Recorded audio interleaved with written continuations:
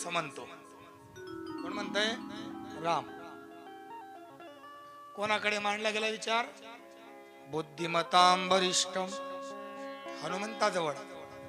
हनुमंत म्हणे देवा तुम्ही देवा, हो आम्ही वनातले वनवासी, शेवटी माकडच की नको, तुम्ही राजकुमार आहात, तुम्हाला नीती धर्मकार्य सर्व माहिती आहे, तुम्ही स्वतः वेदाचे ज्ञाता आहात, वशिष्ठाकडे 12 वर्ष वेदाचं शिक्षण आहे.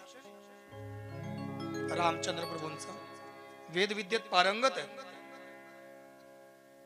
तुम्ही ठरवा कसं करायचं, काय करायचं. हो बघा, आम्ही जंगलात राहणारे जन्माने माकड, अनुवंशिकता वृत्ती आमच्यामध्ये ती कुठेतरी आहे. तुम्हाला आमची विद्या कामात येणार नाही, तुम्हाला फक्त आमची शक्ती कामात येऊ शकते. आणि तुम्ही ज्या पूजेचा विचार करत आहात याच्यामध्ये अनुभव महत्वाचा आहे, जो की आम्हाला नाही. मग अनुभवी व्यक्ती देऊ का? राम म्हणाले द्या ना. रामाच्या सेनेमध्ये सर्वात अनुभवी माणूस कोण? जांबुवंत, सगळ्यात म्हातारा.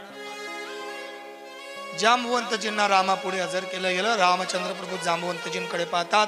जांबुवंतजी, असा असा विचार आहे, महादेवाची या ठिकाणी पूजा करीन म्हणतो, अभिषेक करीन म्हणतो, लंकेवर चढाई करायची आहे, एवढा मोठा सेतू बांधला, पूर्णत्वाला गेला, काहीतरी पूजा केलीच पाहिजे, पूजा करून आपण कार्याला आरंभ करू. माझं इष्टदैवत महादेव आहे, त्या महादेवाची पूजा करीन म्हणतो. पण मी वैष्णव आहे, मी वेदाचं धारण करतो, पण पूजा करायची आहे शैवाची म्हणजे शिवाची. तर ही पूजा करायला मला एक असा ब्राह्मण पाहिजे जो वैष्णव पण आहे आणि शैव पण आहे. वैष्णव म्हणजे जो वेदाचा ज्ञाता आहे, आणि शैव म्हणजे ज्याला शिवपूजातली तंतोतंत माहिती आहे. असा दोघं असला पाहिजे, वैष्णव आणि शैव. आणि वैष्णव आणि शैव एकत्र सापडत नाही. संप्रदाय सोडला का संप्रदायात सापडतील, दुसरीकडे सापडत नाही. दुसरीकडे तर म्हणे एवढी कठीणता आहे, मी पाहिलं नाही, एका वक्त्याच्या तोंडून ऐकलंय. म्हणे जो शैव आहे ना, तो शैव जर टेलर कडे कपडा घेऊन गेला तर तो टेलरला याला माझ्या मापाचा दोरा ओवा असं म्हणतो, कपडा शिवा म्हणत नाही म्हणे. का बरं? शिवचं नाव येईल म्हणून. कट्टर वैष्णव. आणि जो कट्टर वैष्णव आहे ना, तो जर हरभरे घ्यायला दुकानात गेला तर तो हरभरे अशा हातात उचलून विचारतो, विष्णू बरे कसे दिले? का बरं? हरभरे म्हटलं तर हर महादेवाचं नाव येईल म्हणून. एवढी कट्टरता. बरं ते आपल्याकडे नाही. संप्रदायात शैव आणि वैष्णव तुम्हाला एकत्र मिळू शकतील. महाराज, मला असा एक ब्राह्मण पाहिजे की जो वैष्णव आणि शैव दोघं असेल. जांबुवंतजी म्हणे असा एक ब्राह्मण माझ्या तर लक्षात आहे, पण तो आला पाहिजे. हनुमंतराय म्हणे मग तुम्हाला कशासाठी बोलवलं? कारण हनुमंत आहे कोण? एक गुण हनुमंताचा नेहमी लक्षात ठेवा, बुद्धिमतां वरिष्ठम. बाकीचं वानर युथ मुख्यम हे जाऊ द्या.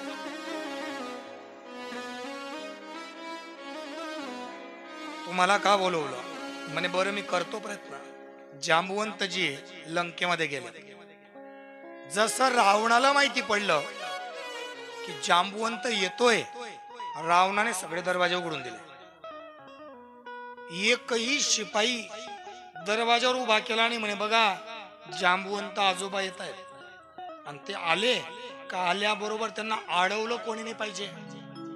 त्यांचा सन्मान करा, फुलांच्या पाय घडा टाका, सरळ सिंहासनापर्यंत आणा. ते केव्हाही येतील, दिवसा येतील, रात्री येतील, पण सचेत राहा. कोण म्हणतोय? रावण. का? कारण पुलस्त्य आणि जांबुवंत जवळचे मित्र होते. पुलस्त्याकडे ज्या वेळेस लंका होती त्यावेळेस हे दोघं एकत्र जेवायचे. जांबुवंत आजोबांचा मित्र आहे, तेवढा सन्मान रावणाचा. रावण म्हणतो या. जांबवंतजी गेलेत, उच्च आसनावर बसवलं. रावण हात जोडून उभा राहिला. जांबवंत म्हणतो राजन, तू राजा आहेस, तू बैस. म्हणे खरंय मी राजा आहे, पण मी जर परत सभेत राहिलो असतो तर राजा म्हणून बसलो असतो. माझ्या सभेत तुम्ही अतिथी आहात आणि तुम्ही माझे देव आहेत. देवासमोर बसणं शोभत नाही, मी उभाच बरा आहे. रावणाची नीती आहे का? शत्रूने शत्रूशी कसं वागावं हे मी सांगतोय, आणि त्यासोबत नुसतं काहीतरीच सांगत नाही, तर कालची राहिलेली कथा सांगतोय.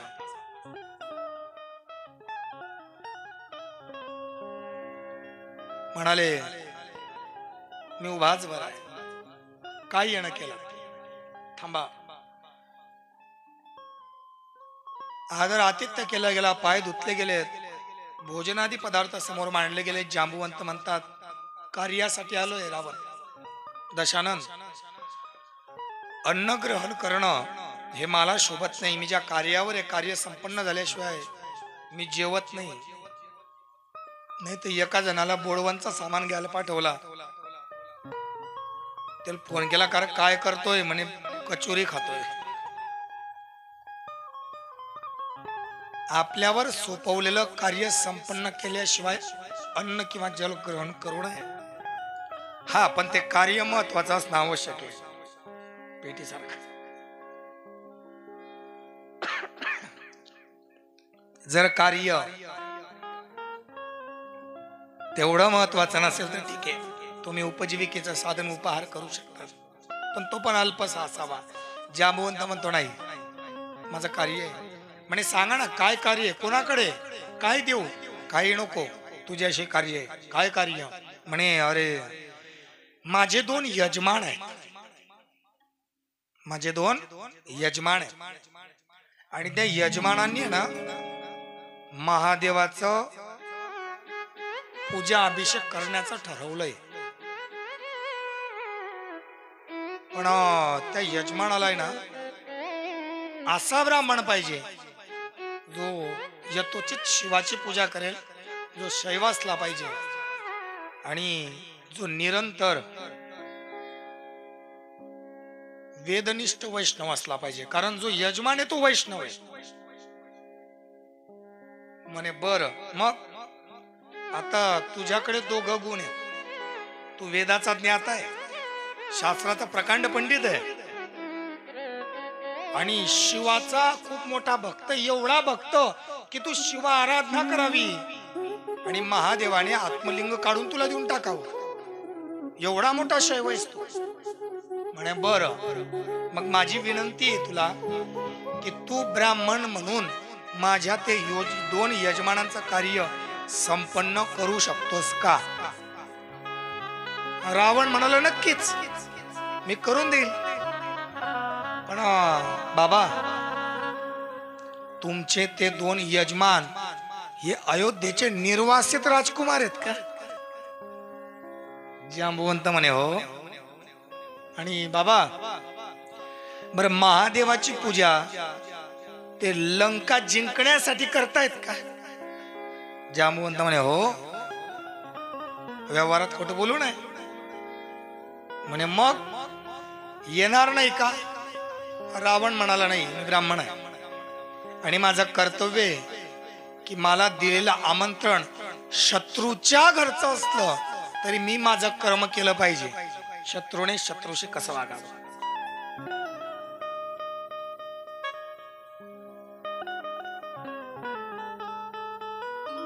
मी येईल. म्हणे बरं, मग तू येशील तर पूजेला सामान काय काय लागेल मला लिहून देतो का? नारळ, नागिलचे पानं, फुलं, बसायला चटई, पंचामृत.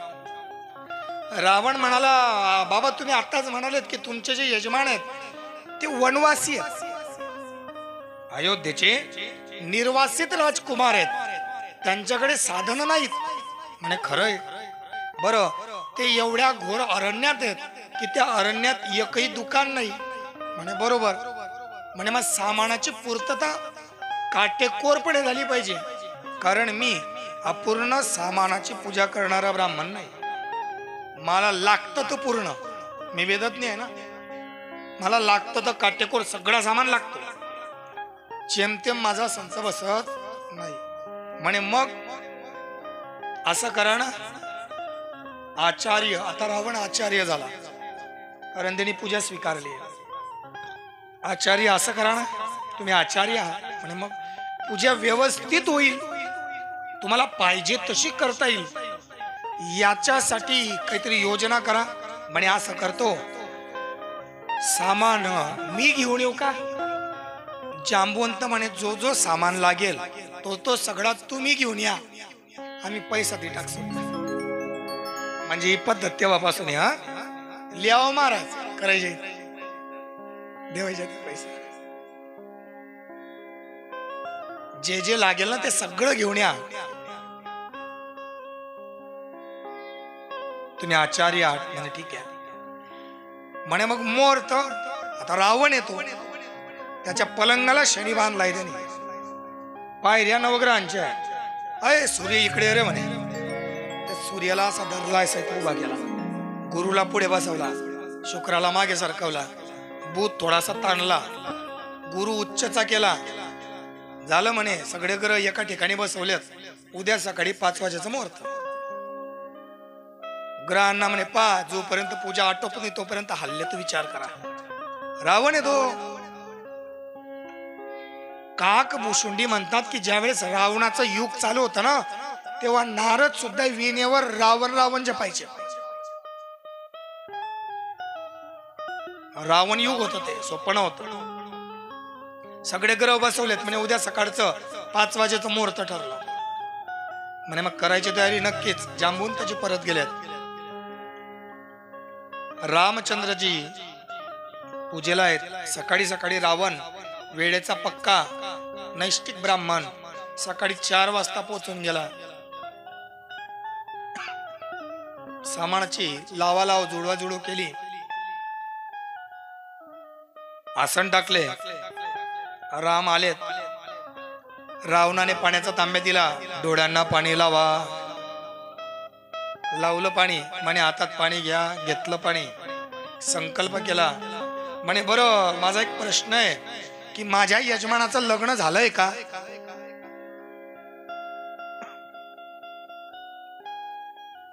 विचारता कोण आहे? रावण. कोणाला? रामाला. काय तुमचं लग्न झालं आहे का?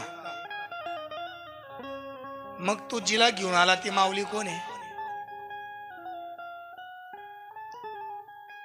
त्या जागेवर त्या पद्धतीने वक्तव्य करणं हे विद्वानाचं कार्य असतं. रावण रामाला पूजेला बसवलं तर रावण अनभिज्ञ आहे, कारण रावणाला एकच माहिती आहे, माझ्या समोर बसलेला हा जांबवंताचा यजमान आहे. कोण आहे काही घेणं देणं नाही. माझ्या यजमानाचं लग्न झालंय का? रामचंद्र म्हणाले हो. म्हणे मग विवाहित माणसाने बिना पत्नीचं पूजेला बसू नये, तुम्हाला नियम माहित नाही का? लग्न झाल्यावर बिना बायकोची पूजा लागू पडत नाही. पत्नी तर लागेल. रामचंद्र प्रभूंनी रावणाच्या तोंडाकडे पाहिलं, आचार्य आडून पडला. जांबवंताच्या तोंडाकडे पाहिलं, जांबवंत पटकन पुढे आले. म्हणे आचार्य, आपलं काय ठरलं होतं? जो सामान नाही तो तुम्ही आणायचा. फक्त हा नियम आता वापरू नका तुम्ही. मीच सापडायचो ना चुनीलाल महाराज. सत्यनारायण करणो महाराज काही नाही मंगली आओ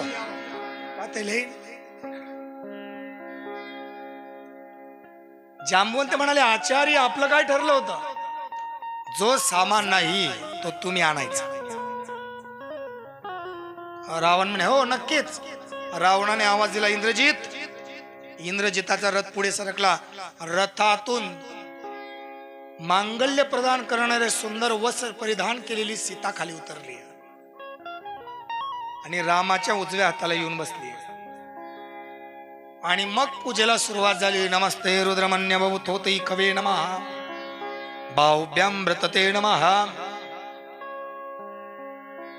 सूर्य उदयापासून सूर्यास्तापर्यंत पूजा झाली. महान महात्मा तत्ववेत्ता आणि ब्रह्मवेत्ता ब्रह्मज्ञानी असणारा त्या वेदाचं ज्ञान ग्रहण करणारा प्रकांड पंडित आणि त्या वाळूच्या बनवलेल्या लिंगावर रामाला सांगावा हात ठेव.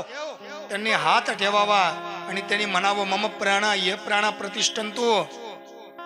महाराज फक्त अभिषेकाला वाळूचं उभं केलेलं मूर्ती प्रत्यक्ष प्राण आणून ठेवून दिला. रावण येतो, याला प्राण प्रतिष्ठा म्हणतात. बरं, कोणाची प्राण प्रतिष्ठा? तर ही प्राण प्रतिष्ठा रामेश्वर नावाच्या ज्योतिर्लिंगाची आहे. बोल रामेश्वर भगवान की जय. नमो पार्वती पतये हर हर महादेव.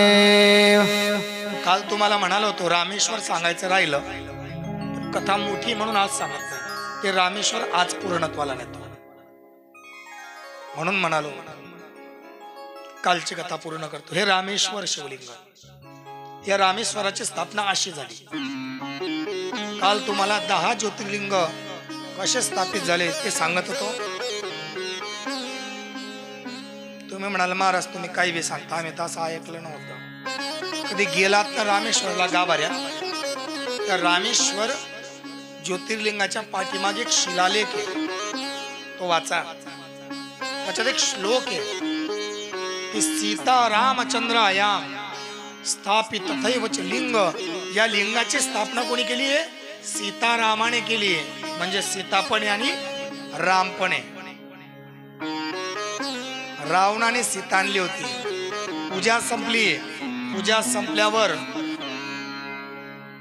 सीतेला तशी विनंतीच होती इंद्रजिताची. सीता आपापली उठली, जाऊन परत रथात बसली. नीती कशाला म्हणतात? शत्रूने शत्रूशी कसं वागावं. सीता परत अशोक वाटिकेमध्ये गेली. आपली आपली वल्कल धारण करून परत त्रिजटेच्या निगराणीखाली थांबली. इकडे रामचंद्र प्रभू आचार्य म्हणजे ब्राह्मणाचा नमस्कार करतायत. रावणाने आशीर्वाद दिला विजयी भव. लक्ष्मण खतकन असला म्हणे रावण विचार करतोय का आशीर्वाद काय देतोय? म्हणे काय? म्हणे विजयी भव.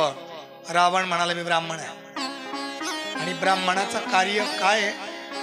यजमान ज्या इच्छेने पूजा करतो त्याची ती इच्छा पूर्ण होण्यासाठी देवाकडे प्रार्थना करणे किंवा त्याला तसा आशीर्वाद देणे. लक्ष्मण मी ब्राह्मण आहे, तुम्ही जी पूजा केली ती विजयाच्या निमित्ताने केली म्हणून विजयी भव तुम्हाला आशीर्वाद दिला. पण इथून गेलो का मी रावण आहे. आणि इतिहास शोधून पाहून घ्या, रावणाशी आजपर्यंत कोणी जिंकलं नाही. याला रावण म्हणतात. झालं महाराज, रावण निघाले. जांबवंत आडवा गेला आचार्य तुम्ही जर दक्षिणा घेतली नाही तर पूजा लागू पडणार नाही. दक्षिणा घ्या. रावण म्हणे अब आया उठ पहाड़ के नीचे. आता आचार्य जे मागेल ते द्यावं लागेल. नीती असं सांगते रघुकुळाच्या नीतीनुसार की रावणाने जर त्यावेळेस रामाचे प्राण मागितले असते तरी रामाला द्यावे लागले असते, कारण कार्य संपन्न होऊन गेलेलं आहे वेळ दक्षिणेची. रावणाच्या बापाने वास्तू शांती केल्यावर लंका मागून घेतली आहे. महादेवाने स्वतःसाठी बनवलेली लंका देऊन टाकली. रामाचा पूर्वज राजा हरिश्चंद्र स्वप्नात विश्वामित्राला राज्य दान करून टाकलेलं आहे. प्राणापेक्षा आवडणारा पुत्र दशरथाने पत्नीला दिलेल्या वचनापोटी वनात सोडून दिलाय. रघुकुल रीत सदा चले प्राण जाए पर वचन न जाए. रघुकुल रीत सदा चले आए प्राण जाए पर वचन न जाए. श्री राम जय जय राम. श्री राम जय जय राम. श्री राम जय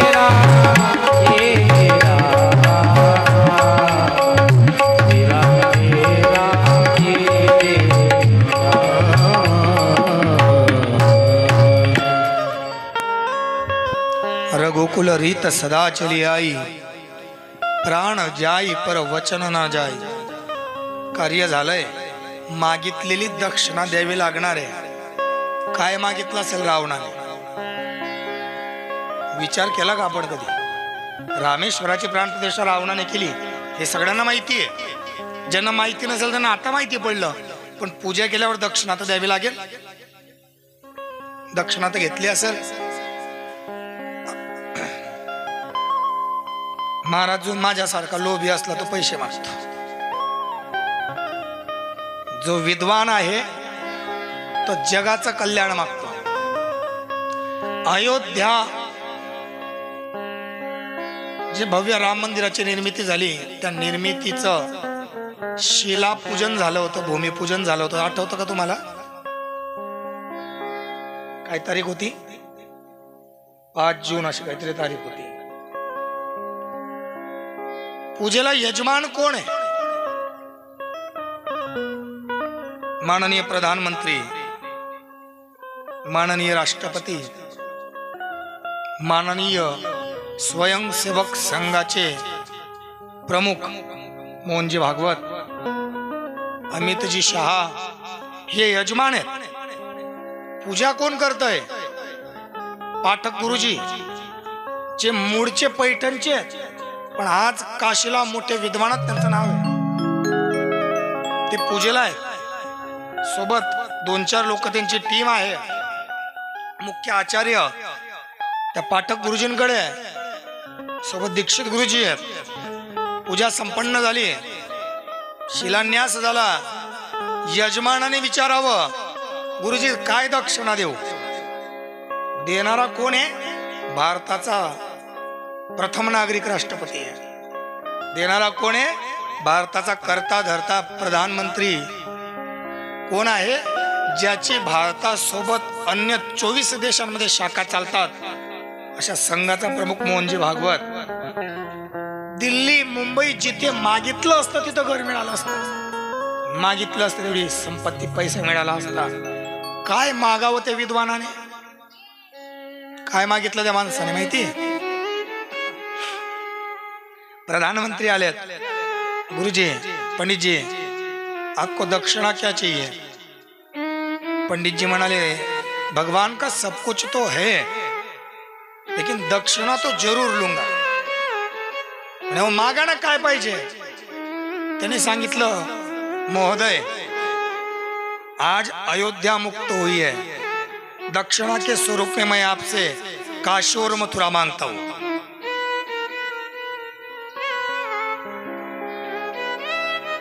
काय मागितलं त्या माणसाने? दक्षिणा म्हणून मला काशी आणि मथुरा द्या. अयोध्या मुक्त झाली, काशी मथुरा मुक्त करून द्या. आणि महाराज संकल्प आहे दक्षिणेचा केलेला, तिथं भेटणारच आहे. विद्वान काय मागतो? रावणाला रामचंद्र विचारतात, सांगा आचार्य दक्षिणा काय द्यावी? म्हणे माझी दक्षिणा एक सुनिश्चित आहे. काय? इतना तो करना स्वामी, जब प्राण तन से निकले, रणांगणात तुझा बाण मला लागेल, मी प्राण सोडेल. पण जेव्हा माझा जीव जाईल ना, तेव्हा माझ्या पायाजवळ उभा राहा, पायाजवळ. का? कारण प्राण जाताना मला समोर तू दिसला पाहिजेस. रावणाने मागितलेली दक्षिणा आहे रामाकडे. रामेश्वर ज्योतिर्लिंगाची प्राण प्रतिष्ठा करताना, देवा रामा, जेव्हा प्राण जाईल ना, तेव्हा माझ्या पायाजवळ उभा राहा. याच्यावर विश्वामित्र नावाच्या ग्रंथामध्ये विश्वामित्रजी तर्क लावतात किंवा तर्क लिहितात. म्हणे ज्या अर्थी रावण रामाला पायाजवळ उभं राहायची विनंती करतो, त्या अर्थी किंवा दक्षिणा मारतो, त्या अर्थी रावणाला माहिती होतं की राम देव आहे. मग तरी त्याने असं का केलं? त्याची आतली कारण सांगितलीत. रावणाचं म्हणणं होतं, कारण रावणाने सीता चोरली. कोणाच्या सांगण्यावरून? एक प्रश्न परत करतो, कोणाच्या? शूर्पणखेच्या? भ्रम्या.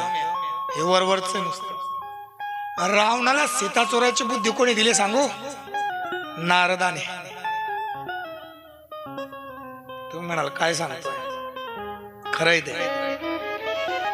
रावण नारदाला शरण गेलाय.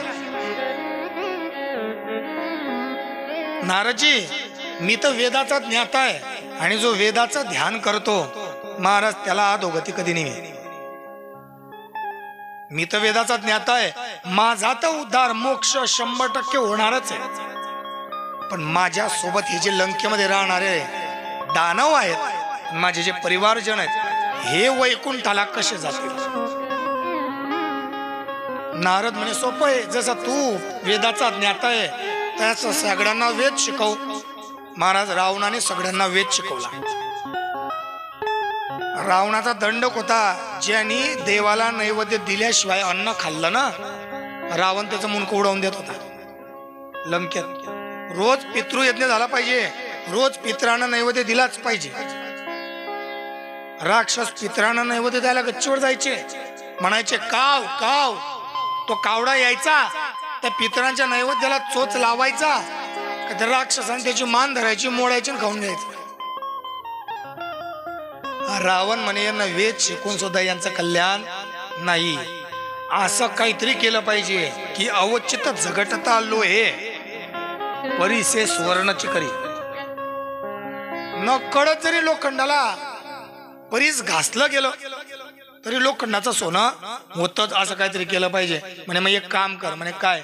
हे सगळे देवाच्या नावाने जगू शकत नाही ना. म्हणे नाही, मग देवाच्या नावाने मरतील असं काहीतरी कर. म्हणे मग विरोधाभास भक्ती कर. म्हणे देवालाही थान.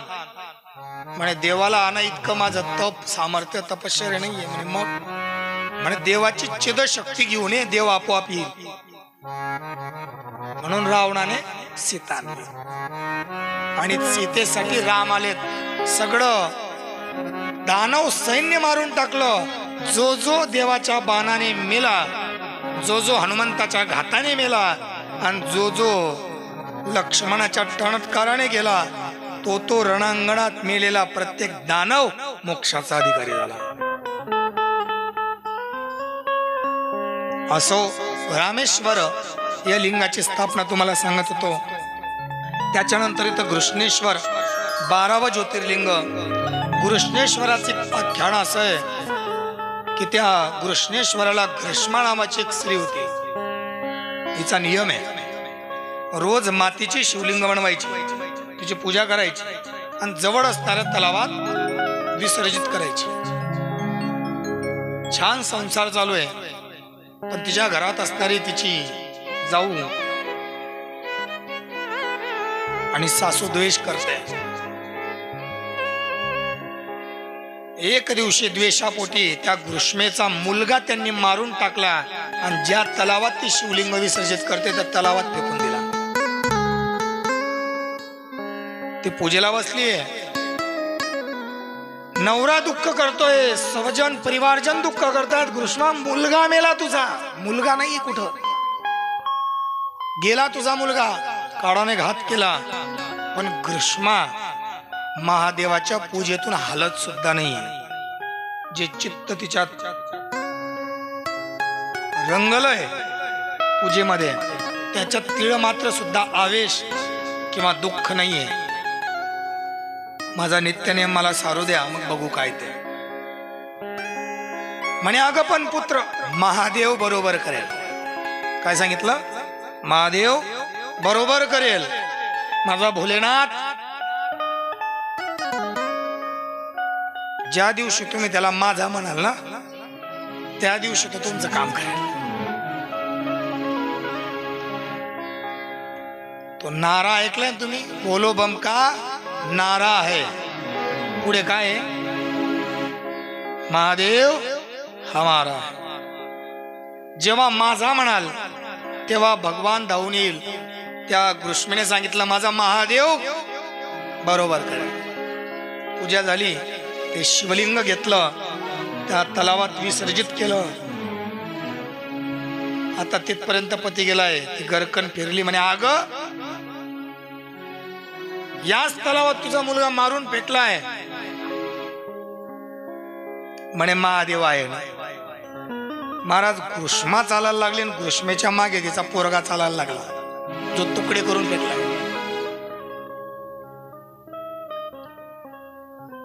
ती पुढे चालते, तिच्या मागे मुलगा चालतो. आणि पतीने जेव्हा तो अचंबा पाहिला, जे विरोधक होते त्यांनी जेव्हा ते आश्चर्य पाहिलं, ते सगळे घृष्मेला लोटांगण घालतात. घृष्मा म्हणे मला नका घालू, माझ्या महादेवाची कृपा आहे. शिव की शरण में आजा हो, शिव की शरण में आजा, भोले की शरण में एक बार आजा आजा, शिव की शरण में एक बार आजा आजा, शिव की शरण में शिव की शरण में शिव की शरण में, शिव की शरण में आजा, शिव की शरण में आजा, भोले की शरण में एक बार आजा आजा, शिव की शरण में एक बार आजा आजा, शिव की शरण में, शिव की शरण में आजा हो, शिव की शरण में आजा, भोले की शरण में एक बार आजा आजा, भोले की शरण में एक बार आजा आजा, भोले की शरण में.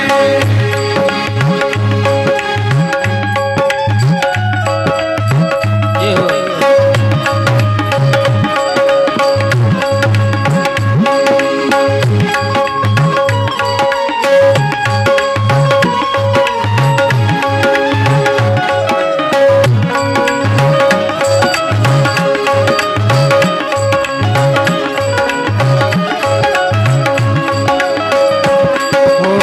चंद्रमौली चंद्रशेखर भोले त्रिपुरारी है, चंद्रमौली चंद्रशेखर भोले त्रिपुरारी है, चंद्रमौली चंद्रशेखर भोले त्रिपुरारी है, चंद्रमौली चंद्रशेखर भोले त्रिपुरारी है.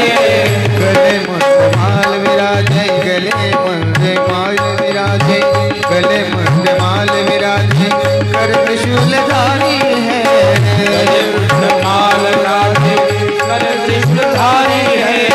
नंदी पे सवार ऐसे ओ,